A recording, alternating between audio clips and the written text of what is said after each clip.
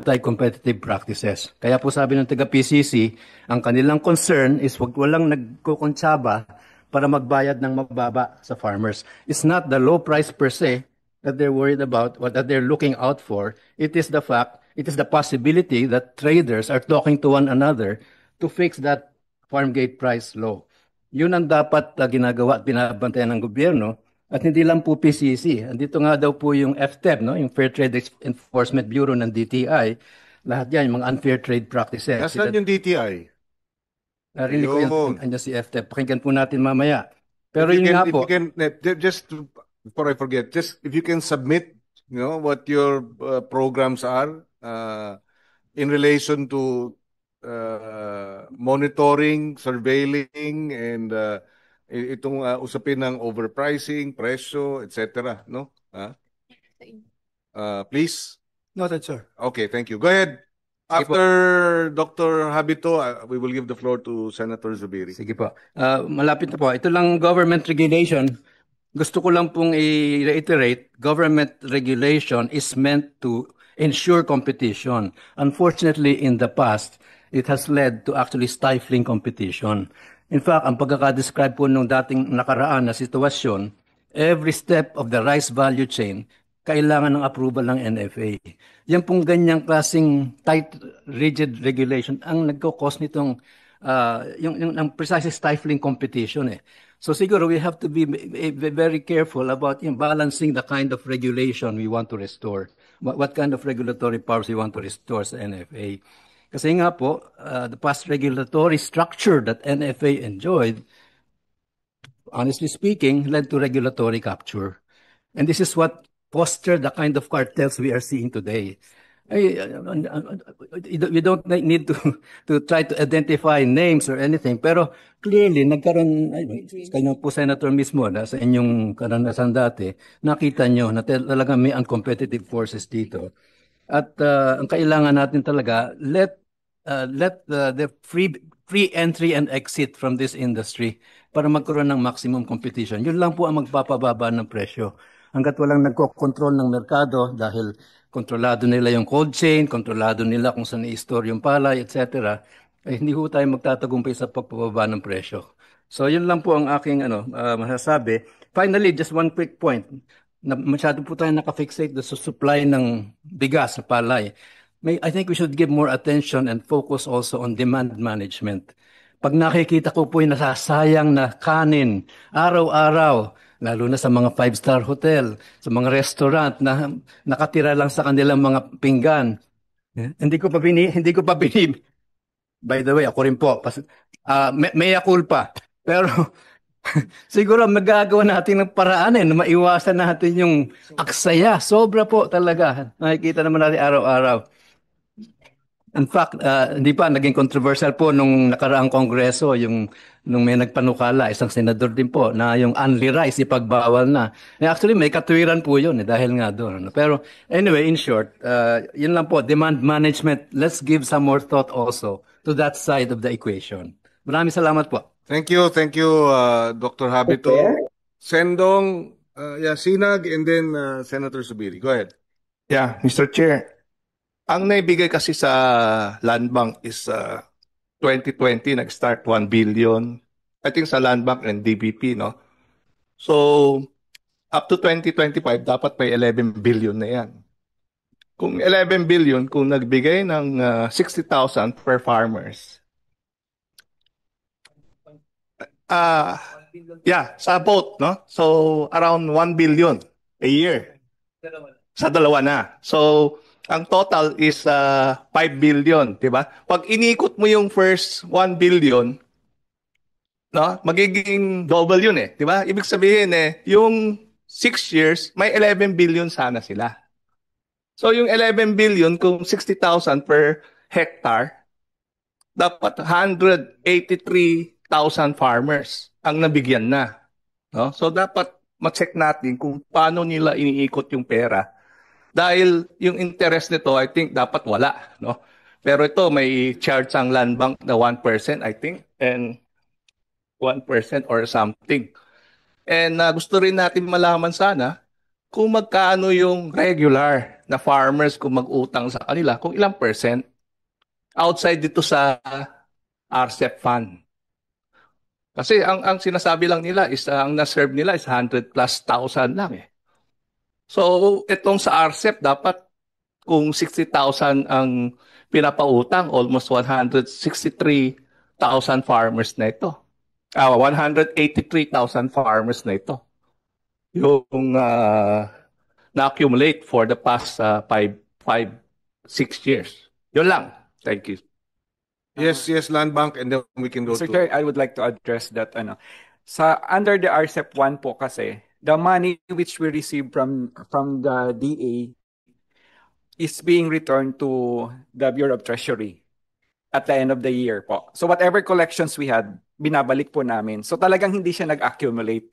That's precisely the reason why dito sa RCEP 2, we recommended na i-reflow yung pera na nakokolekta namin so that it would increase. Kasi nga, for the record, for this year, since we did not receive any allocation yet, hindi po kami nakakapag-fund under the RCEP program. But rather, because we have a commitment to the farmers, we use our internal funds to relent to the farmers. Kasi wala pong available fund at the moment under the RCEP po. Can you give us your position paper on that particular practice? Yes, go ahead. Mr. Secretary, Mr. Chair, na-correct na siya noong amendment last year. Okay. Pwede na siyang revolve. Kasi alam ko nung naging problem, hindi explicitly stated eh. And the stand of the, di ba, DBM, DOF ba yan? Na kailangang all the treasury, kailangang ibalik. No? Okay. We reached to them nung mga 2019, 2020 na kung po pwedeng gawin. Kailangan ang naging decision is ibalik talaga sa treasury. But now, yeah. Yung existing law, ano na. Okay. However, wala pa yung pondos eh. Mr. Chair, So we're waiting for the... No, sir.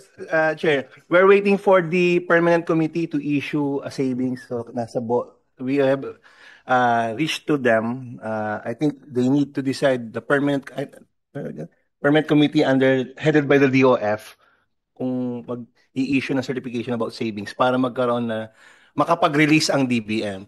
Any requirements, documents na sinabit namin sa DBM kahit makumpleto na, hanggat wala yon, hindi ma-release yung mga pondo ng RCEP. So in the meantime, hangin ang nire-revolve ninyo. Okay, Senator Zubiri, go ahead. Thank you very much, Mr. Chairman. Nandito po ako para suportahan yung committee ninyo, Chairman. At lahat ng panukala na gusto nyo pong ipasa. And of course, I'd like to say good morning to my dear kababata. Kababata ko to si Secretary Kiko Chu Laurel, yung tukayo po ninyo, Chairman. And of course, to the members of the DA family, together with our resource persons. Nandito yung aking dating Professor Shell Habito sa Los Baños, my former colleague in the 11th Congress, Congressman Montemayor. He was once our colleague, our friends from Pangasinan and the livestock sector, of course, Sinag, si Sandonso, and Director Jason, and all the other agencies that are here today. Magandang umaga po sa inyo lahat. Alam mo, nandun din ako galing sa Committee on Defense. Just now, we were talking about anti-cybercrime and counter-espionage ng ating bansa. We're relying on a World War II law which was passed 85 years ago. This was during the start of the World War II. Kailangan talaga natin ayusin. But there were, during our discussion, Mr. Chairman, parang dito din, marami din tayong mga batas na hindi na-implement na maayos. Alam po ng DA, marami po tayong naipasa para sa DA.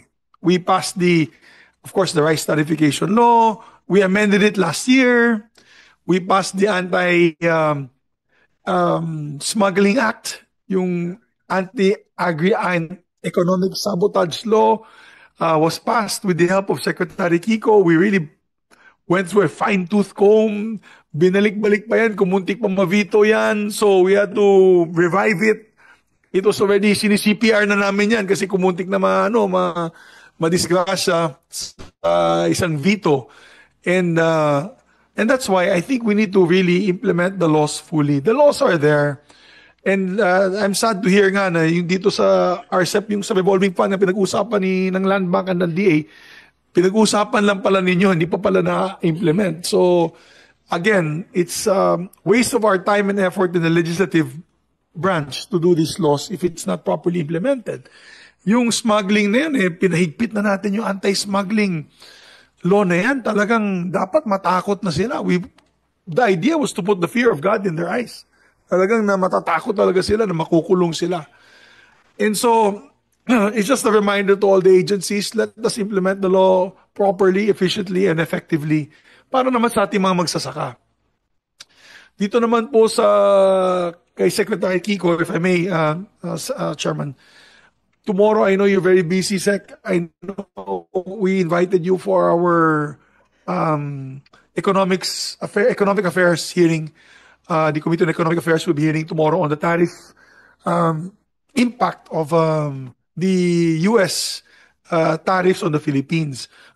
So, technically, your excuse tomorrow, my friend, padala ka na lang ng undersecretary because one of our discussions tomorrow will be on the issue of the tariff reduction of U.S. products to the Philippines, particularly on agri. I was very alarmed, together with the chairman was very alarmed. And of course, he's also invited tomorrow, being chairman of the Committee on Agriculture. This is a Quadcom, Nick. Hindi siya Quadcom, parang 5 committee yata yung maghihiring bukas. Pentacom, ika nga. So, very important hearing.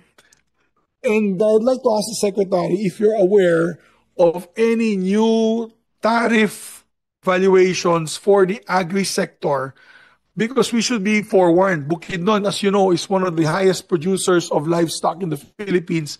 We produce a lot of poultry and swine products. Alam ng Sinag yan. And of course, yung Pangasinan and all the Central Luzon and Northern Luzon farmers and growers will be affected kung matutuloy talaga yung 0% tariff importation ng US products sa Pilipinas. Nakakatakot po yan kasi kung okay lang po, Mr. Chairman, Mr. Secretary, kung products that are not produced in the Philippines. For example, vehicles, we don't produce it. They want 0 tariff. It will be cheaper for the people. That's fine. Pero yung pagkain po, corn. I believe we're the second largest producer of corn in the Philippines, next to Isabela. So, corn products, livestock, beef, poultry, swine products. Okay lang yung beef, we're not a big beef producer. Pero alam mo, yesterday, Mr. Secretary, nag-grocery ako for once in a few times that I go to the grocery. Kasi may special request yung aking bunso na pagkain. So, napansin ko, halos lahat imported na. Lahat ng meat products doon ay imported. Imported chicken, imported pork, imported beef. It's all Omaha beef, all US beef, USDA grade beef. Sana pumunta yung mga produkto ng Pilipinas, especially on poultry and swine products. Worry ko lang po, Mr. Secretary, if there is a 0 importation, it will really kill our livestock industry. Are there any steps being taken by the Department of Agriculture to fight against this, or do we have any choice or no choice on the matter, Mr. Chairman? Mr. Chair, well, I'm happy to say naman na yung main products natin like pork, chicken, beef, hindi siya kasama sa 0 tariff. Mainly ang 0 tariff would be wheat, soya, and mostly things we don't produce here. So, yeah. So it's not a blanket. Kasi ang lumalabas sa news, blanket, 0% tariff all products and 19% yung atin papunta doon. So it's not a blanket. Our team led by Secretary Deggo defended our position on our main agriculture products and what we really produce. And tomorrow siguro I'll send Yusek Asis to represent, and he was part of the negotiating panel in the USA. Mr. Chair. So it's not yet final. I think it's still ongoing, the negotiations, no? So that's good to hear, Secretary. I just pinasamantalan ko na lang, Chairman, nandito na siya. I know bukas na sa House of Representatives siya. I believe it's your day tomorrow to be present in the House of Representatives. But thank you for that answer, Mr. Secretary. I hope that will allay the fears of many of our livestock producers kasi nagtatanong talaga sila. So, salamat, Mr. Chairman. Thank you very much. Thank you, Senator Subiri. Siguro, time check, no? It's almost 1, so we'll have to wrap this up. I have a question